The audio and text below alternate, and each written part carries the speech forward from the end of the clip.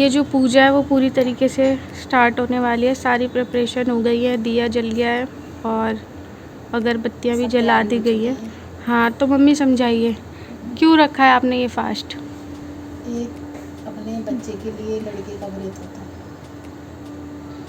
और लंबी उम्र के लिए, बेटे के लिए रखते हैं? बेटियों के लिए कोई फास्ट नहीं है? बेटा बेटी दोनों ही बराबर होते हैं। अच्छा ठीक है, तो अब आप विधि औलाद बता। तो औलाद ही होती है, बच्चे एक जैसे होते हैं। ठीक है तो विधि बताइए अब। देखो 7 पूरे बनाते हैं खाने के लिए, 7 पूरे होते हैं मतलब चढ़ाने के लिए। ठीक है और हल्को रखते हैं, गोरा रखते हैं, सब चलो भाई देख लेते हैं हम पास से क्या क्या रखे हैं। ये 7 पुए हैं, ये दिया पूजा के लिए है वो। और ये पूजा के लिए रखे हैं। और ये शिव जी की पूजा होती है आज। शिव जी गोरा पार्वती की। ओके तो गाइस पूजा स्टार्ट हो रही है, करो भाई। करो आरती बारती। गाइस ये लोग काफ़ी कंफ्यूज है। बोलो तो यार, बस दिया और घंटी हिलानी। पूजे वाली अच्छी नहीं है। ठीक है तो गाइस एक बार आरती उतारने के बाद कथा ये लोग सुनते हैं। तो अब हमारी भाभी कथा सुनाएंगी, सुनिए ध्यान से। चावल ले लेते हैं अभी। हाँ खाली हाथ में सुनते हैं ना, उसमें फूला रख लेते हैं हाथ में। ले लो चावल। लाओ मैं सुना दूँ, भाभी पढ़ लेंगी, दिक्कत नहीं है। पढ़ लो चलो।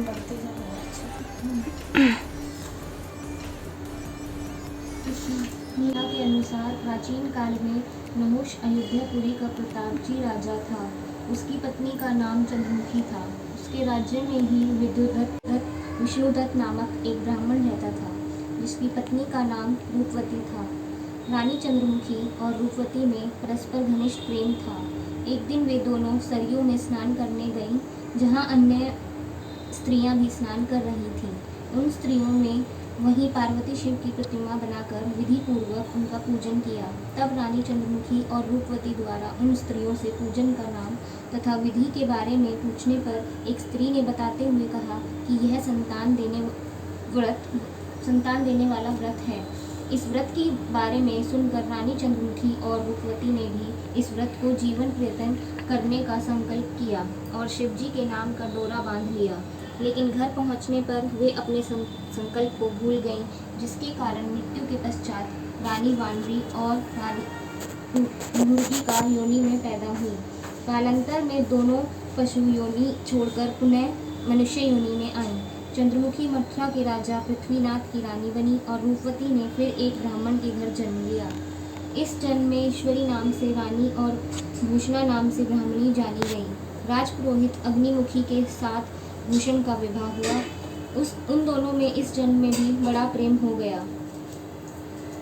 पूर्व जन्म में व्रत भूलने के कारण इस जन्म में भी रानी की कोई संतान नहीं हुई, जबकि व्रत को भूषण ने अब भी याद रखा था, जिसके कारण उसे सुंदर और स्वस्थ 8 पुत्रों ने जन्म लिया। संतान नहीं होने से दुखी रानी ईश्वरी से एक दिन भूषण उससे मिलने गई। इस पर रानी के मन में भूषण को लेकर ईर्ष्या पैदा हो गई और उसने उसके बच्चों को मारने का प्रयास किया, परंतु यह बालकों का बाल विवाह न कर सकी। इस पर उसने भूषण को बुलाकर सारी बात बताई और फिर क्षमा याचना करके उससे पूछा, आखिर तुम्हारे बच्चे मरे क्यों नहीं? तो भूषणा ने उसे पूर्व जन्म की बात स्मरण कराई, साथ ही ये भी कहा कि उसी व्रत के प्रभाव से मेरे पुत्रों को आप चाहकर भी ना मार सकी। भूषणा के मुख से सारी बातें जानने के बाद रानी ईश्वरी ने भी संतान सुख देने वाला यह व्रत विधि पूर्वक रखा। तब व्रत के प्रभाव से रानी गर्भवती हुई और एक सुंदर बालक को जन्म दिया।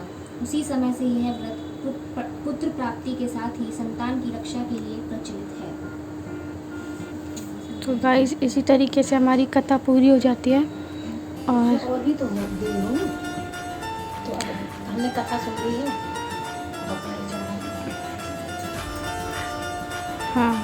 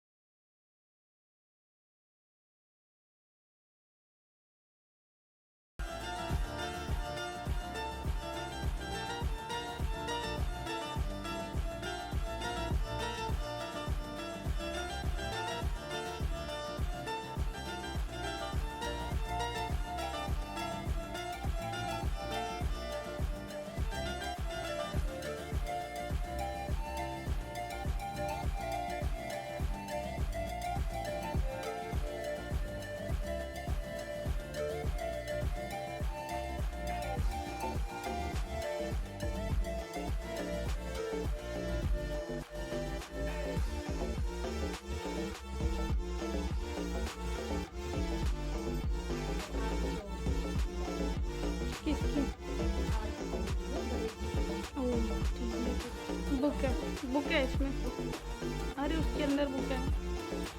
तो गाइस अब ये लोग करेंगे आरती गणेश जी की।